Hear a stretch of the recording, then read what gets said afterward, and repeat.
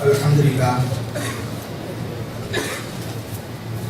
Rabbil Alamin Nahmaduhu wa nasta'inuhu wa nastaghfiruhu wa nu'minu bihi wa natawakkalu alayhi wa na'udzu billahi min shururi anfusina wa min sayyiati a'malina man yahdihillahu fala mudilla lahu wa man yudlilhu fala hadiya lahu wa ashhadu an la ilaha illallah wahdahu la sharika lahu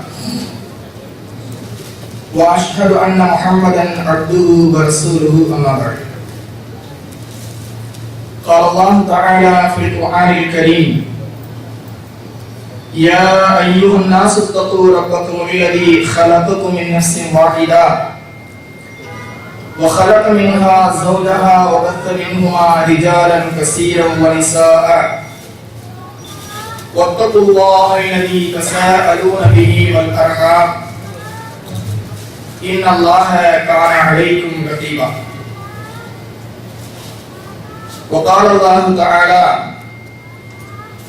ya ayyuhalladhina amanu taqullaha haqqa tuqatih wa la tamutunna illa wa antum muslimun. Qala nabiyuna sallallahu alayhi wasallam fa inna asdaqal hadisi kitabullah wa khairul hadi Muhammadin sallallahu alaihi wasallam wa syarrul umuri muhdatsatuha wa kullu muhdatsatin bid'ah wa kullu bid'atin dalalah wa kullu dalalatin finnar. எல்லா புகழும் புகழ்ச்சியும் ஏக வல்லவனாம் அல்லாஹ் ஜல்லஷானஹு தஆலா ஒருவனுக்கே உரித்தாகட்டுமாக. சாந்தியும் சமாதானமும் நம்முடைய உயிரிலும் மேலான கண்மணி நபிகள் நாயகம் ஸல்லல்லாஹு அலைஹி வஸல்லம் அன்னவர்கள் மீதிலும் அன்னாரின் அடிச்சுவற்றை பின்பற்றி வழங்கிய உத்தம சத்திய சஹாபாக்கள், தாபியீன்கள், தபஅ தாபியீன்கள், உலகத்தில் வாழக்கூடிய முஸ்லிமான ஆண்கள் அடியார்கள் அனைவர்கள் மீதிலும் குறிப்பாக புனிதமிக்க இந்த ரமலானுடைய மாதத்திலே ரமலான் முழு இரவு நிகழ்ச்சிக்காக பல்வேறு பகுதிகளிலிருந்து இந்த நிகழ்ச்சிக்கு வருகை தந்திருக்கக்கூடிய நம் அனைவர்கள் மீதிலும் இன்ஷா அல்லாஹ் இனி வரக்கூடிய அத்துணை நபர்கள் மீதிலும் எல்லாம் அல்ல அல்லாஹ் ஜல்லஷானஹு தஆலாவுடைய சாந்தியும் கருணையும் என்றென்றும் என்றும் நிலவற்றுமாக. கண்ணியத்திற்குரிய அல்லாஹ்வின் நல்லடியார்களே, அல்லாஹ்வுடைய மாபெரும் கிருபையினால் நாமெல்லாம் ரமலானுடைய மாதத்தை அடைந்து கிட்டத்தட்ட 19 நாட்கள் நோன்பு பிடித்த வண்ணம் இருந்து கொண்டிருக்கின்றோம். இந்த ரமலானுடைய மாதம் நம்முடைய உடலையும் உள்ளத்தையும் பரிசுத்தப்படுத்தி நமக்கு மத்தியிலே நல்ல பல உணர்வுகளையும் மாற்றங்களையும் உருவாக்கி உண்மையான தீனின் அடிப்படையிலே வாழ வழிவகை செய்யக்கூடிய ஒரு அற்புதமான மாதம். அப்படிப்பட்ட இந்த மாதத்திலே மேலும் நம்முடைய ஈமானை மெருகேற்றிக் கொள்வதற்காக வேண்டி இது போன்ற நிகழ்ச்சிகள் நடைபெறுகிறது. அன்பிற்குரிய சகோதரர்களே, இந்த நிகழ்ச்சியிலே எனக்கு தேர்வு செய்யப்பட்டிருக்கின்ற தலைப்பு இளைஞர்களும் இணையதளங்களும். இன்றைய காலகட்டத்திலே மிக முக்கியமாக பேசப்பட வேண்டிய ஒரு தலைப்பு. இன்றைக்கு மிக வேகமாக வளர்ந்து வரக்கூடிய தகவல் தொழில்நுட்பம், அதிலும் குறிப்பாக மீடியாக்கள், ஊடகங்கள், இணையதளங்கள், இவைகள் எவ்வளவு தூரம் இளைஞர்களை பாழ்படுத்தியிருக்கிறது அல்லது அவர்களுக்கு நன்மை செய்திருக்கிறது. இவைகளின் மூலமாக நாம் என்னென்ன ஆக்கங்களை செய்யலாம் என்பதையெல்லாம் ஆய்வு செய்வதற்கும் சிந்திப்பதற்கும் ஒரு நல்ல சந்தர்ப்பமாய் இந்த சந்தர்ப்பத்தை அமைத்துக் கொள்ளலாம் என நான் எண்ணுகின்றேன். கணிதக்குரிய பெருமக்களே, ஒரு சந்தோஷமான செய்தி. இளைஞர் சமுதாயத்தை பற்றி ஒரு தலைப்பு இது. அல்ஹம்துலில்லாஹ், இங்கே வந்திருக்கக்கூடிய பெருமானார் அவர்கள் இளைஞர்களாக இருக்கின்றீர்கள். ஒரு சில பெரியவர்கள் இருக்கிறீர்கள். அந்த இளைஞர்களை வழிநடத்தக்கூடிய கடமையும் கடப்பாடும் உங்களுக்கு இருக்கிற காரணத்தினால் இந்த தலைப்பு உங்களுக்கும் பொருந்தும் என்று நான் நினைக்கின்றேன். இந்த வாலிப பருவம் இருக்கிறதே, இந்த உலகத்திலே எந்த பருவத்திற்கும் இல்லாத ஒரு தனிச்சிறப்பு இந்த வாலிப பருவத்திற்கு இருக்கிறது. என்ன அப்படி சிறப்புன்னா, இந்த பருவத்திற்கு யாரெல்லாம் வரலையோ, சின்ன பசங்கள்லாம் இந்த பருவத்திற்கு சீக்கிரமா வரணும்னு நினைப்பாங்க. யாரெல்லாம் இந்த பருவத்தை விட்டு போய்விட்டார்களோ, கடந்து விட்டார்களோ, அவங்க எல்லாம் போயிடுச்சின்னு வருத்தப்படுவாங்க. அப்படியான ஒரு பருவம் இந்த வாலிப பருவம். யாராவது நினைக்கிறோமா எனக்கு வயசாகணும், நான் கிழவனாக வேண்டும்? நினைப்பதில்லை. நினைப்பது ஒரு பக்கம் இருக்கட்டும், நம்ம தலையில லேசா ஒரு நரைமுடி வந்துவிட்டால் கூட ஆஹா வயசாயிடுச்சு, என்ன பண்றது? அந்த வயதை மறைப்பதற்கு நாம் என்னென்னவோ செய்கின்றோம். மார்க்கத்தில் இது கூடுமா கூடாதா என்பதை எல்லாம் பார்ப்பதில்லை. வயதை மறைப்பதற்கு என்னென்ன முயற்சி செய்யணுமா இல்லையா? வயசானவர்கள் கேட்டு பாருங்க, வாலிபத்தை பத்தி போயிடுச்சு, இப்படி திருமணத்துக்குள்ள போயிடுச்சு, மிஸ் பண்ணிட்டேன், கொண்டாட பருவமாச்சு என்றெல்லாம் புலம்புவார்கள். பள்ளிக்கூட மாணவர்கள் அவர்களை பொறுத்த வரைக்கும் எப்போ நமக்கு 18 வயசு ஆகும், 20 வயசு ஆகும், சீக்கிரமா அந்த வாலிப பருவத்துக்கு வரணும்னு ஆசைப்படுவாங்க. ஏன்? அது போல சாகசங்கள் புரியலாம், கார் ஓட்டலாம், வண்டி ஓட்டலாம், அதே போல சுதந்திரமாக திரியலாம். அப்ப சிறியவர்களை இந்த பருவத்திற்கு வர வேண்டும் என்று ஆசைப்படுகிறார்கள். இந்த பருவத்தை விட்டு போய்விட்டவர்கள் போய்விட்டதே என்று வருத்தப்படுகிறார்கள். இப்ப இந்த மாதிரி ஒரு பருவம் அல்லாஹ் அமைத்த பருவத்திலே இந்த மாதிரி ஒரு பருவம் உலகத்திலே வேறு எந்த பருவத்திற்கு கிடையாது. அதனால்தான் ஒரு அரபு கவிஞர் பாடுவார், லைத ஷபாபு யமூது யௌமன், என்னைக்காவது ஒரு நாள் அந்த வாலிப பருவம் திரும்பி வரட்டும். எனக்கு வயசாகி போச்சு, நான் காலாயிட்டேன், என்னைக்காவது அந்த வாலிப பருவம் திரும்பி வரட்டும்.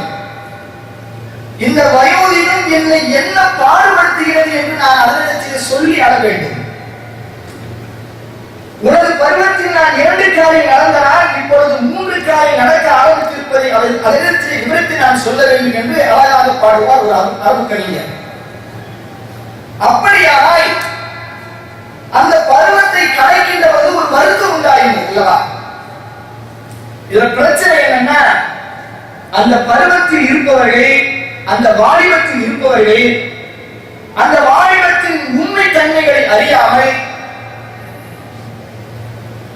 அந்த பருவத்தில் என்னவெல்லாம் சாதிக்க முடியும் என்பதையெல்லாம் யோசிக்காமல், கண்ணுக்கு எட்டிய தூரம் படபடக்கின்ற இந்த துன்யாவிலே, மிளிர்கின்ற இந்த துன்யாவிலே, ஜீனா வேலைப்பாடுகள் நிறைந்த இந்த உலகத்திலே பார்க்கின்ற பக்கமெல்லாம் நம்ம இழந்து விடுகின்றோம். உண்மை இந்த பருவத்தில் நாம் மிக நல்ல முறையில் பெயரெடுக்கவும் முடியும், அதே நேரத்தில் நம்மை கெடுத்துக் கொள்ளவும் முடியும். வாலிப பருவம் எல்லாத்தையும் கெடுக்க செய்தா அவங்களுக்கு சில ட்ரீட்டுகள்லாம் வச்சிருக்காங்க. நான் முதலிலே ஒன்றை விலகிக் கொள்ள வேண்டும். இந்த வாலிப பருவம் இருக்கிறது இல்லையா, எல்லாத்தையும் கெடுக்கிற சைத்தான் அவங்களுக்கு சில ட்ரீட்டுகள் வச்சிருக்கிறான். நாம எப்படி இந்த காலத்துல டெக்னாலஜியோடு வளர்ந்து வருகின்றோமோ அதே போல சைத்தானும் சில டெக்னாலஜிகளை வச்சிருக்கான். அந்த காலமாக இந்த காலத்தை ஏமாத்திட்டு இருந்தா கெடுத்துட்டு இருந்தா வேலைக்காக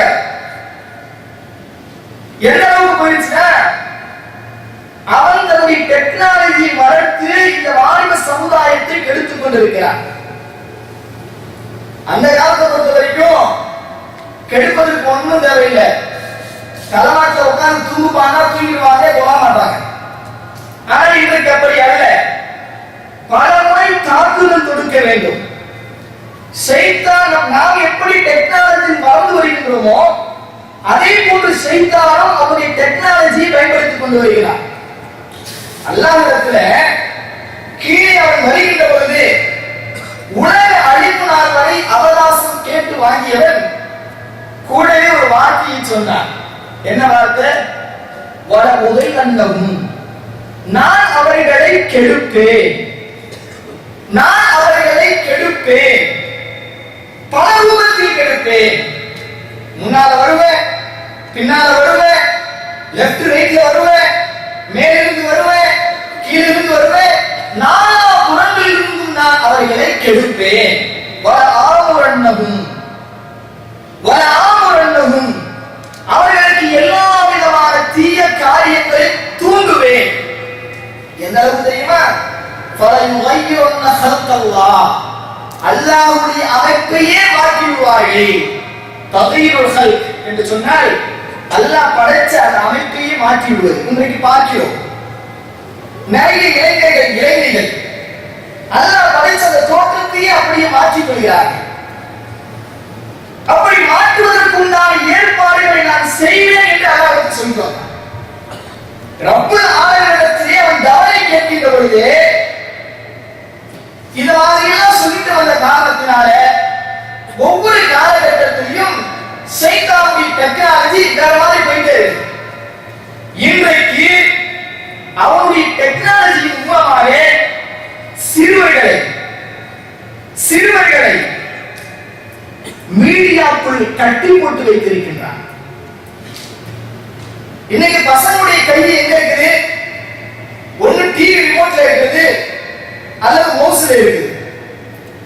ஒட்டுமொத்த வாலிப சமுதாயத்துடைய கை விரல்கள் எங்கே இருக்கிறது என்று கேட்டால் இந்த மொபைல் பட்டன்களுக்கு மத்தியில தான் இருக்கு. எங்க இருந்தாலும் கிளாஸ் ரூம்ல இருந்தாலும் சரி, எதையாவது இருக்கலாம், யாருக்காவது இருக்கலாம், யாராவது பேசிட்டே இருக்கலாம், முழுக்க முழுக்க அருகில் இருந்து கொண்டிருக்கின்றார்கள். ஒண்ணு இல்லை, இந்த வாலிப சமுதாயத்தை ஒரு நாள் அவங்க இந்த செல்போனை பிடிக்கி விட்டு பாருங்க, என்னமோ அவன் ஜெயில போட்ட மாதிரி ஆயிடுவான், வாழ்க்கையை வந்து விட்ட மாதிரி ஆயிடுவான், ரொம்ப கஷ்டப்பட்டு போயிடுவான்.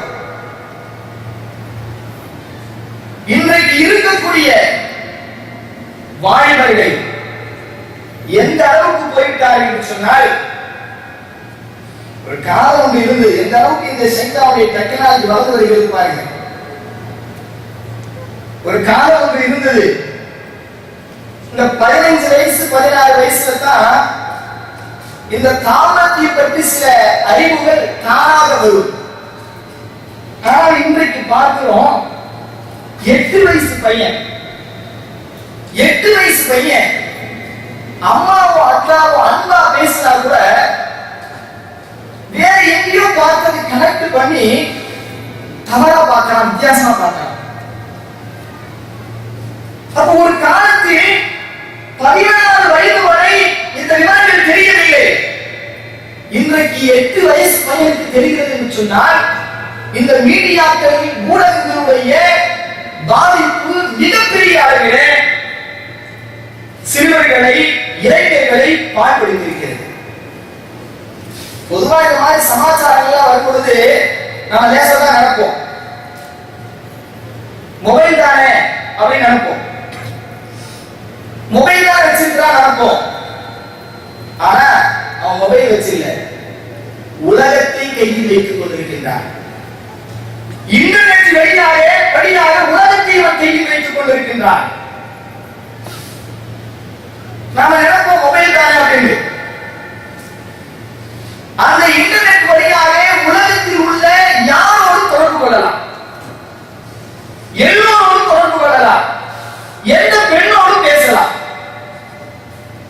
சைத்தானுடைய டெக்னாலஜி மனிதனை வெளியெடுப்பதற்காக டெக்னாலஜி எல்லாம் நம்ம புதுசா வரும் பொழுது ஆகும் என்று சத்தம் போடுவோம். கொஞ்சம் அப்படியே பரவாயிடுச்சுன்னா அல்ஹம்துலில்லாஹ் பரவாயில்ல போயிடும். முதல்ல யோசிங்க, முதல்ல டிவி வந்தது தெரியுமா? அல்லாஹ் அக்பர், இந்த பெரிய ஆண்டனா இருக்கு, பெரிய ஆண்டனா இருக்கு. சில ஊர்களில் நீங்க பாத்தீங்கன்னா எந்த வீட்டுல டிவி இருக்குதோ அந்த வீட்டை ஜமாத் கிட்ட ஒதுக்கி வச்சிருந்தாங்க. அந்த வீட்டை ஜமாத் கிட்ட ஒதுக்கி வச்சிருந்தாங்க. அவரே அந்த ஹாஜர் வீட்டுல டிவி இருக்கு, அதெல்லாம் ஆகாது, அவருக்கு கபரிஸ்தான இடம் தரக்கூடாது என்றெல்லாம் சொன்னாங்க. அப்புறம் கொஞ்சம் காலம் கழிந்தது. அப்புறம் லேசா என்னமோ தெரியலாம என்று பார்க்க ஆரம்பிச்சாங்க. அடுத்த ஆசியாவுக்கு வந்துச்சு, அப்புறம் அஜித் கூட்டம் வந்துச்சு, ஊர் ஜமாத் எல்லாம் அப்படி போயிடுச்சு, பரவலாக ஆகிவிட்டது. அப்போ நம்மள்கிட்ட உள்ள ஸ்டெப் என்ன தெரியுமா? ஹராமிலிருந்து ஹலாலுக்கு வருவதற்கு நம்மள்கிட்ட உள்ள ஸ்டெப் என்ன தெரியுமா? அது ஓரளவுக்கு பரவலாயிடுச்சுன்னா ஓகே, யாராவது ஒருத்தர் பயன்படுத்தி இருக்க பொழுது அது தீங்காது. முதல்ல ரேடியா, அதுக்கு ஏரியா சிஸ்டமா இருக்கும். அப்பவே அஜித்மாரியா சத்தம் போட்டாங்க, என்ன இது ரேடியா, என்ன கூட்டிடு, அதெல்லாம் பாடு போறோம், அதெல்லாம் உட்காந்து கேட்டு இருக்கேன். அப்புறம் கொஞ்ச நாள் போச்சு, அப்படி பரிணாம வளர்ச்சியாக ஆகி கேப்ரிக்கான ஆயிடுச்சு. அப்ப அதுக்கு ஒரே சவுண்டு, என்ன அதையாவது அவங்களோட பாட்டு தான் கேட்டேன், இன்னைக்கு விரும்புற பாடலாம் கேட்கிற, இது சரியில்லை, அதுக்கு ஒரு சத்தம். அதுக்கு பின்னாடி அப்படியே டிவி மாறிச்சு. அப்போ ஒரே சவுண்டு, என்ன அதாவது கேட்கறது இருந்துச்சு, இது என்ன மாற்றமாக இருக்குது, அதுக்கு ஒரு சவுண்டு. இப்படி அப்புறம் டிவி வந்தது, அப்புறம் கேபிள் வந்தது, அப்புறம் இன்டர்நெட் வந்தது, மொபைல் வந்தது, ட்விட்டர் வந்தது, பேஸ்புக் வந்தது, வாட்ஸ்அப் வந்தது. இப்படியாக படிப்படியாக எல்லாம் வந்துச்சு. அல்ஹம்துலில்லாஹ் எல்லாம் ஹலால் ஆயிடுச்சு. அப்ப ஒன்று உங்களுக்கு புரிகிறதா? அதாவது ஹராமில் இருந்து ஹலாலுக்கு மாறுவதற்கு நம்மள்ட்ட உள்ள ஸ்டெப் என்னன்னா, ஓரளவுக்கு பரவலாயிடுச்சுன்னா ஓகே, யாராவது ஒருத்தர் பயன்படுத்தி இருக்கிறதோ அது கூடுமா கூடாதா என்னெல்லாம் பார்ப்போம். இது சைத்தானுடைய டெக்னாலஜி. இப்படித்தான் சைத்தான் நம்மளை வழி எடுப்பான். ஆரம்பத்துல உங்களுக்கு எதார்த்தமா நான் சொல்றேன், ஆரம்பத்துல நம்ம வீட்டு பொம்பளைகள்லாம் ஆரம்ப காலத்துல இந்த கமிஸ் தான் போட்டிருப்பாங்க, முழுகை சட்டை, நீங்க போறோம் முழுகை சட்டை அது மாதிரி போட்டிருப்பாங்க. கொஞ்சம் வருஷத்துக்கு முன்னாடி அரைகை சட்டையாக மாறியது.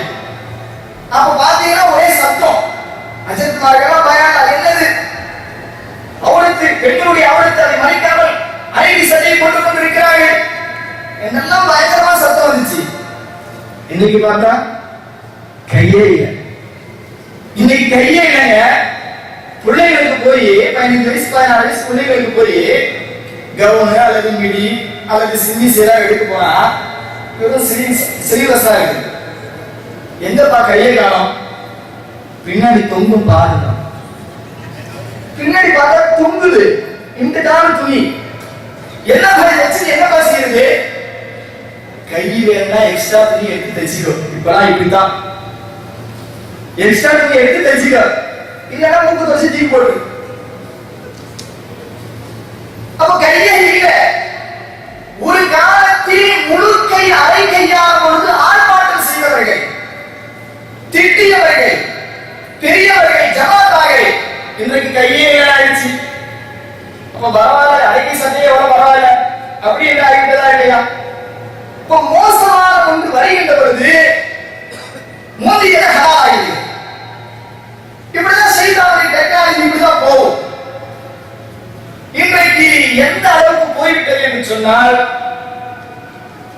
இனி அதாவது இந்த இணையதளங்களுக்குள்ள வருவோம், இன்டர்நெட்டுக்குள்ள வருவோம். கொஞ்சம் இன்னைக்கு யாராவது படிக்கிற பசங்க, ஒரு 10வது அல்லது 8வது படிக்கிற பசங்க, எனக்கு இன்டர்நெட்ல தொடர்பு இல்லை, அதை பத்தி எனக்கு ஒன்றும் தெரியாது என்று சொல்லுகின்ற யாராவது ஒரு பையன் இருக்காங்க? எல்லாம் இன்டர்நெட்டோடு தொடர்புடையவர்களாக தான் இருக்காங்க. ஒரு பையன் கிடையாது, எல்லாம் இன்டர்நெட் தொடர்பு. அதுவும் இப்ப குறிப்பா இந்த Facebook சொல்லுவாங்க, இந்த Facebook வந்துட்டு அது படுத்துற பாடு இருக்கிறது. 13 வயசுக்கு மேல உள்ளவங்க எல்லாம் தனக்குன்னு ஒரு அக்கௌண்ட் ஆரம்பிச்சுக்க முடியும். எல்லாரும் Facebookல இருக்கான். ஏதாவது ஒரு இடத்துல, ஒரு பள்ளிக்கூடத்துல Facebookல யாருக்கு அக்கௌண்ட் இல்ல கையை தூக்குங்க என்று சொன்னால், யாராவது ஒருத்தர் தூக்கிட்டா வச்சுங்க, அவன் தான் இருக்கிறது பரிதாபத்துக்குரியார். அவன் தான் இருக்கிறது எல்லாம் பார்ப்பான். என்னடா Facebook கூட உனக்கு இல்லையா? அதாவது எப்படி ஆகிவிட்டது என்று சொன்னால், ஸ்டேட்டஸ் சிம்பிள் என்று சொல்வாங்க தெரியுமா? ஸ்டேட்டஸ் சிம்பிள் ஆக, அந்தஸ்துக்கான ஒரு அடையாளமாக இன்றைக்கு Facebook மாறிவிட்டது என்று சொன்னால், கேட்கலாம், Facebook கூட வரல, அது கூட வரல என்கிற மாதிரி இன்றைக்கு நிலைமை போய்விட்டது என்று சொன்னால், நாம் சிந்திக்க வேண்டும். அதிலே நம்முடைய பிள்ளைகள் என்ன காட்சியை பார்த்துக் கொண்டிருக்கிறார்கள், யாரோடு தொடர்பிலே இருந்து கொண்டிருக்கிறார்கள், கொஞ்சம் பெற்றோர்கள் ஃபில்டர் செய்யப்பட வேண்டும். அல்லது அந்த பையனுடைய தடுமாற்றங்களை குறித்து கொஞ்சம் கவனித்து தணிக்கை செய்யப்பட வேண்டும். எதுவுமே இல்லாம என் பிள்ளை அப்படி கிடையாது என்று சொல்லுவது பெற்றோர்கள் தங்களுடைய பொறுப்பை தட்டி கழிப்பதாக. நிறைய விஷயம் இருக்கு, Facebook பத்தி பேசணும், நிறைய பேசலாம், இணையதளத்தை பத்தி பேசணும், நிறைய பேசலாம். வாலிபர்களுக்கு நான் ஒன்றை சொல்லிக் கொள்கிறேன், எல்லாவற்றையும் நாயகம் ஸல்லல்லாஹு அலைஹி வஸல்லம் அவர்களோடு இணைத்து பார்க்கின்றனா?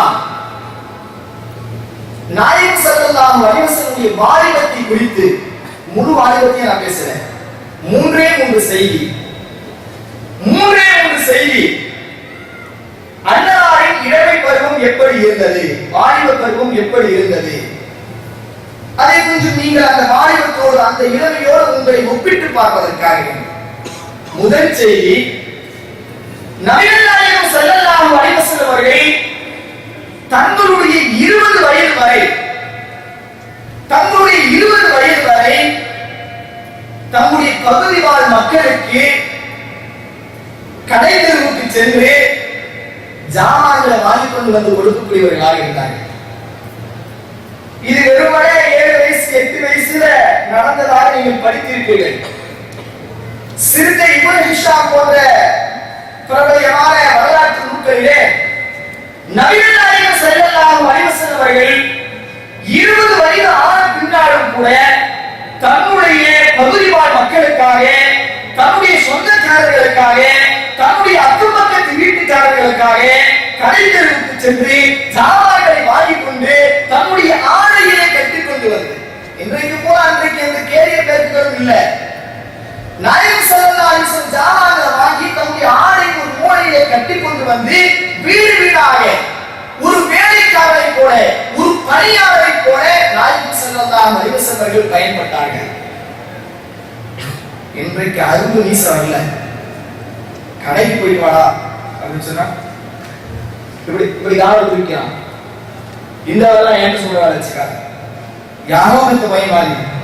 ஆனா அவங்க அத்தை அம்மா தான் சொல்லுவாங்க, சின்ன பசங்க 16 வயசு இல்ல 11 வயசு 12 வயசு பையன் போடா கடைக்கு போயிட்டு வாடா.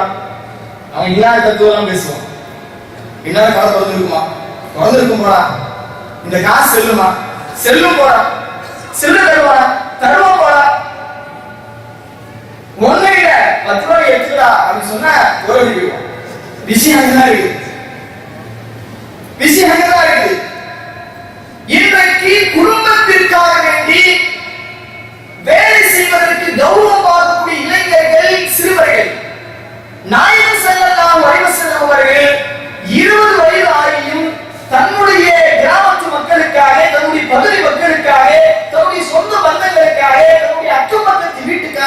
எதற்காக கடை தெருவுக்கு போய் சாமான் வாங்கி வந்தார் என்று சொன்னால் ஸல்லல்லாஹு அலைஹி வஸல்லம் இளமையை உங்களுடைய இளமையோடு நீங்கள் ஒப்பிட்டு பார்ப்பதற்கு கடைபிடிக்கிறீர்கள். பெற்றோர்களின் பேரை பகிர்ந்து கொள்ளாமல் இருப்பவன், பெற்றோர்களுடைய வேலையை பங்களிப்பாமல் இருப்பவன், அவன் நிச்சயமாக நல்ல பிள்ளையாக இருக்க முடியாது. காலம் ஒன்று இருந்தது, நீங்கள் எல்லாம் கேள்விப்பட்டிருப்பீர்கள். காலம் ஒன்று இருந்தது, அந்த காலத்துல தாயை தண்ணீர் கூட தூக்க விடாமல் தூக்கிய பெரியவர்கள் உண்டு. தாயை தண்ணீர் கூட தூக்க விடாமல் தாயை தூக்கிய பெரியவர்கள் உண்டு. ஆனா இன்றைக்கு சொகுசு வாழ்க்கையில் வீட்டுக்கு கூட வேலை செய்யாத பிள்ளைகளாக இளைஞர்களாக இன்றைக்கு இளைய சமுதாயம் இருப்பது மிகவும் வேதனைக்குரியது. நாயகம் ஸல்லல்லாஹு அலைஹி வஸல்லம் வாழ்க்கையின் இளமை இரண்டாவது செய்திக்கு வர, பொதுவா இந்த வாலிபர்கள் எல்லாம் சண்டை போட்டுக்கிட்டா அடிக்கடி சண்டை போட்டுப்பாங்க. இளைஞர்கள் அடிக்கடி சண்டை போட்டுப்பாங்க. அந்த நேரத்தில் நம்ம என்ன செய்வோம்? ஊர்ல உள்ள பெரிய மனுஷனை கூப்பிட்டு இந்த பசங்க அடிக்கடி சண்டை போட்டு இருக்காங்க, ஏதாவது பஞ்சாயத்து பண்ணி ஏதாவது செஞ்சு வைங்க அப்படின்னு சொல்லுவோம் இல்லையா? ஊர்ல தான் நடக்கும். உடனே அவர் என்ன செய்வாரு? பசங்களை கூப்பிட்டு ஏன் சண்டை போடுவீங்க, வாங்க, என்ன உங்களுக்கு பத்திய பிரச்சனை, உட்கார்ந்து பேசுவோம் அப்படின்னு சொல்லி பஞ்சாயத்து பண்ணி அந்த பிரச்சனையை தீர்த்து வைப்பார். இதுதான் நடக்கும். ஆனால் நாயகம் ஸல்லல்லாஹு அலைஹி வஸல்லம் வாழ்க்கையிலே வித்தியாசமாக ஒன்று நடந்தது. பெருசுகள் எல்லாம் சண்டை போட்டுக்கிச்சு, ஊரோட பெரிய மனுஷனா சண்டை போட்டுக்கிட்டான். அப்ப நாயகம் ஸல்லல்லாஹு அலைஹி வஸல்லம் அவர்களுக்கு வயது 33. உங்களுக்கு அந்த சரித்திரம் தெரியும். நான் விவரமா சொல்ல விரும்பல, சுருக்கமா சொல்றேன். ஹஸருல் அஸ்வத் கல்லை காபத்துல்லாஹ்விலே வைப்பது யார்? சண்டை. எல்லாம் பெரிய பெரிய மனுஷர்கள், கபீலாக்களின் தலைவர்கள், குல தலைவர்கள், கோத்திர தலைவர்கள், மஹல்லா தலைவர்கள், எல்லாம் சண்டை. அப்ப இதற்கு பஞ்சாயத்து பண்ணுவதற்கு யார் தெரியுமா? 33 வயது இளைஞர் நாயகம் ஸல்லல்லாஹு அலைஹி வஸல்லம். எல்லாரையும் கூப்பிடுறாங்களா? என்ன பார்த்தா எல்லாம் பெரிய மனுஷனா இருக்கு, இப்படி அடிச்சுக்கிறீங்க, என்ன ஒரு பெரிய பிரச்சனை இதானே, வா நான் பஞ்சாயத்து பண்ணுன்னு சொல்லி ஸல்லல்லாஹு அலைஹி வஸல்லம் என்ன செஞ்சாங்க தெரியுமா? துணியை ஒண்ணு கீழே வச்சு அது மேல கல்ல தூக்கி வச்சு எல்லாம் புடி, எல்லாம் சேர்த்து புடி புடிச்சு அந்த காபத்துல்லாஹ்வை 4 மூலையில அந்த மூலையில கல்ல தூக்கி வச்சுட்டாங்க. முடிஞ்சு போச்சு. வரலாற்று ஆசிரியர் ஹிட்டி, ஜெர்மன் நாட்டை சார்ந்தவர், மாற்று மதத்தை சார்ந்தவர், அவர் எழுதுகிறார், நபித்துவம் வருவதற்கு முன்னரே நாயகம் ஸல்லல்லாஹு அலைஹி வஸல்லம் அவர்கள் இந்த ஹஜருல் அஸ்வத் கல்லை எடுத்து வைத்த அந்த சம்பவத்திலேயே தான் யார் என்பதை இந்த உலகத்திற்கு நிரூபித்து விட்டார். வரலாற்று ஆசிரியர் ஹிட்டி எழுதுகிறார். வருங்காலத்தில் அவருடைய போக்கு எப்படி இருக்கும்? நாயகம் ஸல்லல்லாஹு அலைஹி வஸல்லம் அவர்கள் இந்த சம்பவத்தை இந்த உலகத்திற்கு நிரூபித்து விட்டார்கள். சாதாரண விஷயம் இல்லை. அழித்துக் கொண்ட பெரியவர்களை எல்லாம் ஒன்று சேர்ப்பது என்பது சாதாரண விஷயம் அல்ல. இன்றைக்கு நான் மாணவர்களை வருத்தத்தோடு பார்க்கிறேன்.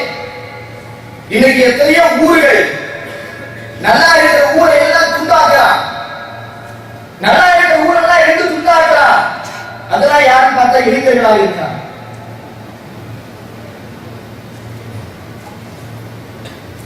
நாயகம் ஸல்லல்லாஹு அலைஹி வஸல்லம் இளமை ஊர் துண்டான பொழுது, ஊர் சண்டையிட்டு பொழுது அந்த ஊரை ஒன்றுபடுத்தியது அவருடைய இளமை. இன்றைக்கு நம்முடைய இளைஞர்களின் பங்கு என்ன? இளைஞர்களுடைய பங்கு என்ன? நம்முடைய தமிழ்நாட்டிலே இளைஞர்களால் துண்டாடப்பட்ட ஊர்கள் ஏராளம் ஏராளம்.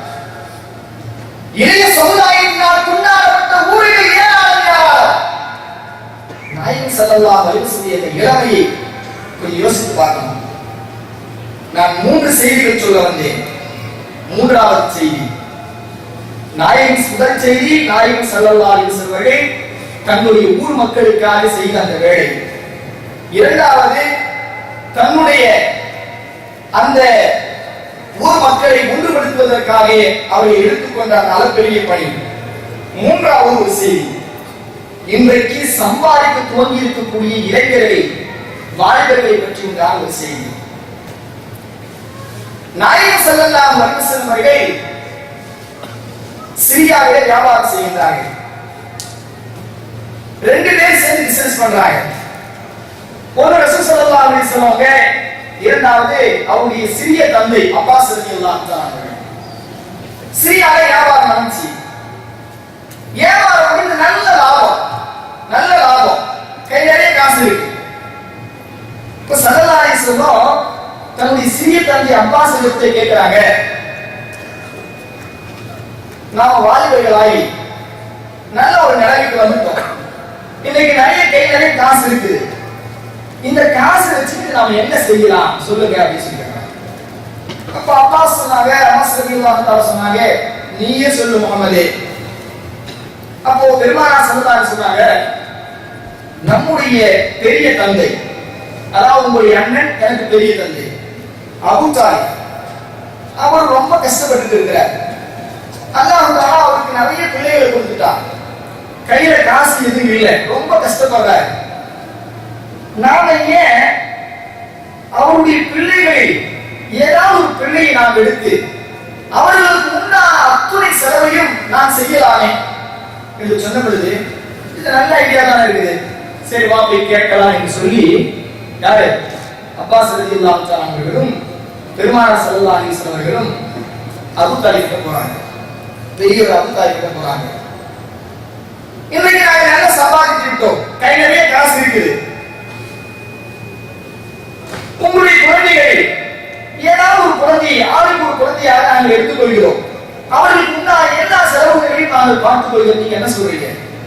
இந்த இடத்துல கொஞ்சம் நீங்கள் யோசித்து பார்க்க வேண்டும். இந்த அபூ தாலிப் இஸ்லாத்துக்குள்ள வகையை தவிர, ஆனால் இஸ்லாத்துக்காக அவர் அளப்பரிய பணிகளை செய்திருக்கிறார். அவரை போன்று உபகாரி இந்த காலத்தில் வேறு யாரும் இல்லை. அபூ தாலிபை போன்று உபகாரி வேறு யாரும் இல்லை. இஸ்லாத்துக்கு வகையை தவிர அவரை போன்று உபகாரி வேறு யாரும் இல்லை. ஸல்லல்லாஹு அலைஹி வஸல்லம் அவர்களை கொல்வதற்காக வேண்டி நள்ளிரவிலே கொல்வதற்காக யோசித்துக் கொண்டிருந்த அந்த தருணத்தில் அபூ தாலிப் என்ன செய்வார் தெரியுமா? வீட்டுக்குள்ள படுத்து கிடப்பாரு. அங்கே வெளியே நடு இரவில் யாருக்கும் தெரியாமல் எழுந்து வருவார், முகமதே உன்னை கொல்வதற்கு நிறைய பேர் சுத்திட்டு இருக்கான், கொல்லனா என்ன கொல்லட்டும், நான் வயசான கரணன், நீ போய் உலக படுத்துக்கோ என்று சொல்லி தன்னுடைய கோவிலுக்குள் நபிகள் நாயகம் ஸல்லல்லாஹு அலைஹி வஸல்லம் அவர்களுக்கு பாதுகாப்பு கொடுத்து இவர் முற்றத்திலே வந்து படித்தவர். இஸ்லாத்துக்கு வரைய தவிர மிகப்பெரிய அளப்பெரிய ஒரு நாயகம் ஸல்லல்லாஹு அலைஹி வஸல்லம் அவர்களை பாதுகாப்பு பெருமை அந்த பெரியவருக்கு உண்டு. அப்ப சமாளித்த இந்த இருவர்களும் போய் அபூ தாலிப் சொல்றாங்க, உங்களுடைய குழந்தையை யாராவது ஒரு குழந்தையை நாங்கள் எடுத்துக் கொள்கிறோம். அப்படியா? ரொம்ப சந்தோஷமான விஷயம். வளர்ந்துவிட்ட பிள்ளைகள் முதலாக சம்பாதித்து கை நிறைய சம்பாதித்து வச்சிருக்கீங்க, நல்ல காரியத்திற்காக பயன்படுத்த போகிறேன்னு சொல்றீங்க. அல்ஹம்துலில்லாஹ். அப்போ அன்றைக்கு நாயகம் ஸல்லல்லாஹு அலைஹி வஸல்லம் அவர்கள் அடையாளம் கண்டு ஹஸரத் அலி ரலியல்லாஹு தஆலா அவர்களை தன்னுடைய வார்ப்பாக எடுத்துக் கொள்கிறார்கள். அப்பாஸ் ரலியல்லாஹு தஆலா அவர்கள் ஜஅஃபர் இப்னு அபூ தாலிப் அவர்களை எடுத்துக் கொள்கிறார்கள். முழுக்க அவர்களுக்கான செலவுகளை எல்லாம் அவர்கள் பார்த்தார்கள். இதில் நான் என்ன சொல்ல வருகிறேன் என்று சொன்னால், இந்த சமூகத்தில் நான் என்ன சொல்ல வருகிறேன் சொன்னால், இன்றைக்கு சம்பாதிக்க துவங்கி இருக்கக்கூடிய வாலிபர்கள் முதலில் உங்கள் பணம் உங்கள் குடும்பத்திற்கும் உங்களுடைய பெற்றோர்களுக்கும் உங்களுடைய வீட்டில் உள்ள உறவுகளுக்கும் தான் இருக்க வேண்டும் என்பதை நான் தான் சம்பாதிச்சேன், இது ஏன் காசு என்று நீங்கள் உறவுகளை எடுத்தீர்கள் என்று சொன்னால் உங்களுடைய முடிவு நல்ல முடிவாக இருக்காது. உங்களுடைய முடிவு உங்களுடைய முடிவு நல்ல முடிவாக இருக்காது. இன்றைக்கு நவீன காலத்து இளைஞர்களை நான் பார்க்கிறேன். நிறைய இளைஞர்கள் காசு கைக்கு வந்தவுடனே அவருடைய பார்வை வேறு மாதிரி போய் கொண்டிருக்கிறது. ஒரு கவிஞர், ஒரு ஆன்சா தான் ஒரு கவிதை எழுதுறார். எந்த அளவுக்கு போயிடுச்சுன்னா, வீடை நல்லா கட்டிட்டான், அழகா வீடை கட்டிட்டு வீட்டுக்கு பெயர் வைக்கிறான். வீட்டின் பெயர் அன்னை இல்லம். கவிதை. வீட்டின் பெயர் அன்னை இல்லம். அன்னை இருப்பதோ முதியோர் இல்லம். வீடு நல்லா கட்டிட்டான், பேரு அன்னை இல்லம் வச்சுட்டான். ஆனா அம்மாவை கொண்டு போய் அதை ஏற்றி போக இல்லையா, அங்க போய் விட்டுரு. அப்போ அதாவது கைக்கு காசு வந்தவுடன் உங்களுடைய பார்வை வேறுபட்டதாக போனால் நிச்சயமாக உங்களுடைய முடிவு நல்ல முடிவாக இருக்காது. இதை நீங்கள் கவனத்தில் வைத்துக் கொள்ள வேண்டும். இன்றைய நவீன கால இளைஞர்களுக்கு எச்சரிக்கை. நாயகம் ஸல்லல்லாஹு அலைஹி வஸல்லம் இந்த இளமை பருவம் எல்லாம் இப்படி அற்புதமாக கழிந்தது. இப்ப இது எதற்காக சொல்கிறேன் சொன்னால், அந்த இளமையோடு உங்களை ஒப்பிட்டு பார்க்க வேண்டும். அந்த இளமையோடு ஒப்பிட்டு பார்க்க வேண்டும். நாயகம் ஸல்லல்லாஹு அலைஹி வஸல்லம் இளமை இப்படி எல்லாம் ஸல்லல்லாஹு அலைஹி வஸல்லம் இளமை மாத்திரமல்ல, ஸல்லல்லாஹு அலைஹி வஸல்லம் இளமையை பற்றி உங்களுக்கு சொன்னேன். சஹாபாக்கள் இளமை பாருங்க, கொஞ்சம் கவனிங்க. சஹாபாக்கள் இளமை எப்படி இருந்தது?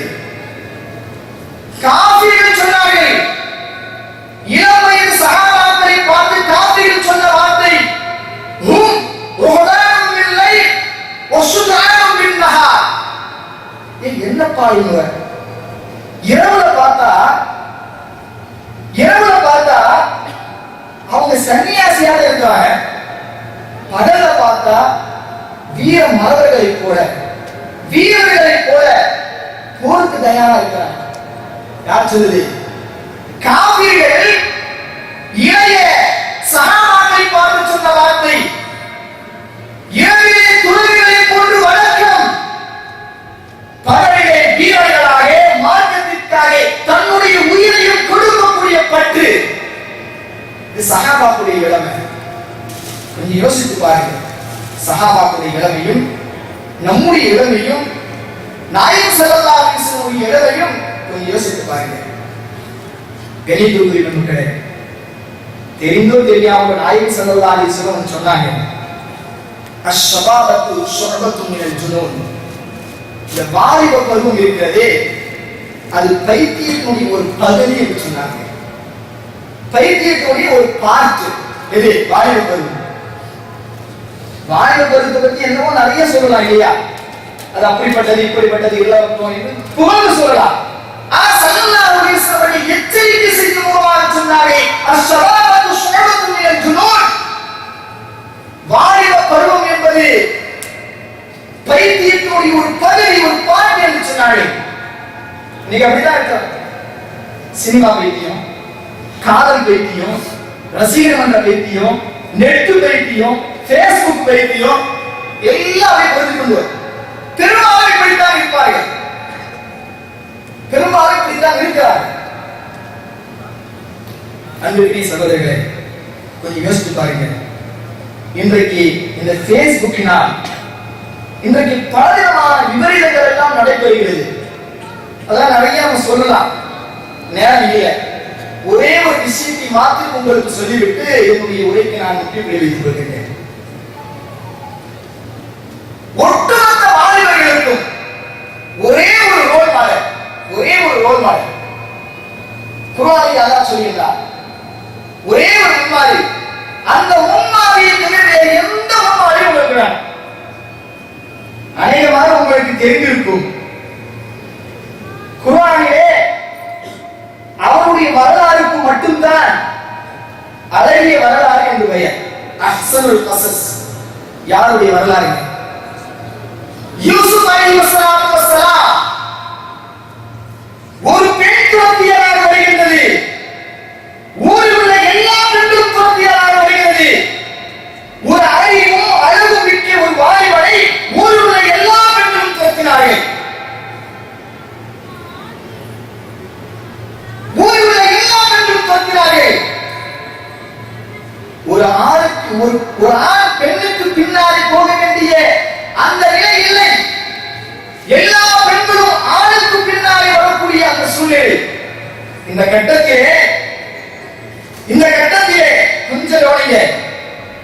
யூசுப் அலைஹிஸ்ஸலாம் அவங்க அல்லாஹ் துஆ கேட்டாங்க. இந்த துஆ குர்ஆனில் இருக்கிறது. இந்த துஆ குர்ஆனில் இருக்கிறது. எவ்வளவு அற்புதமான துஆ தெரியுமா? இந்த உலகத்தில் இது போன்று யாரும் கேட்டிருப்பார்களா என்று தெரியவில்லை. அவ்வளவு அற்புதமான துஆ கேட்டார்கள். ரப்பி அஸ்ஸில் அஹப்பு இலைய மிம்மா யதுரனி. எந்த தவறை செய்வதற்காக இந்த குமாரனா என்ன தோற்றிட்டு வராங்களோ அதை விட நான் ஜெயிலுக்கு போவதை விரும்புகின்றேன். யாருன்னா தயவு செய்து எனக்கு ஜெயில போட்டு. யார் கேட்கிறான்? யூசுப் நபி.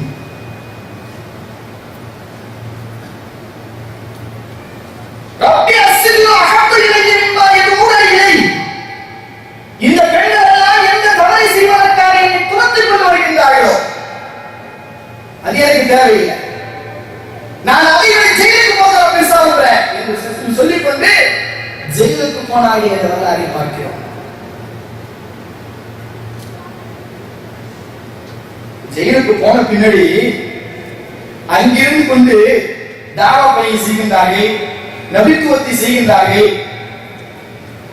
பெண்கள் துரத்த இவர்கள் ஓடினார்கள் அல்லவா?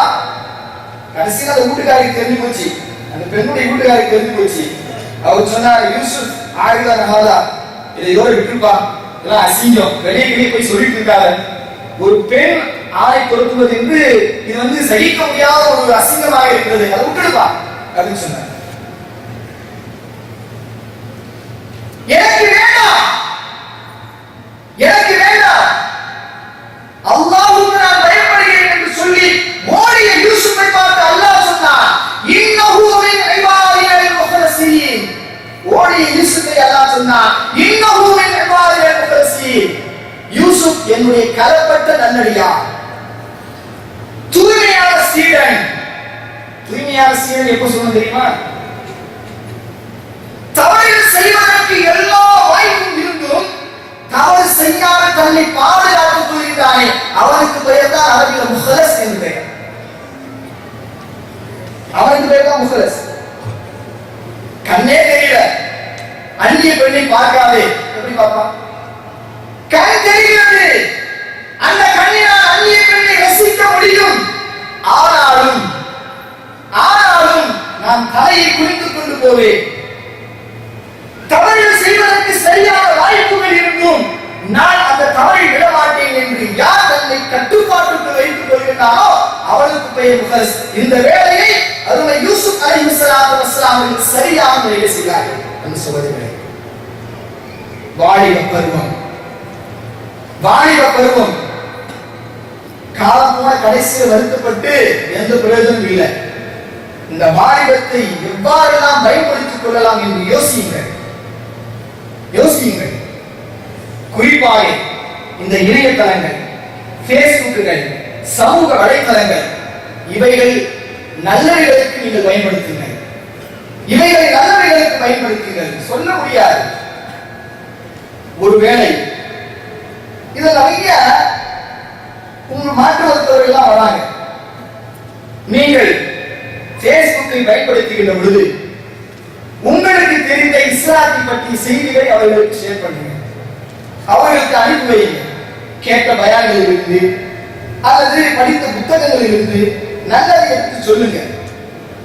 சொல்ல முடியாது.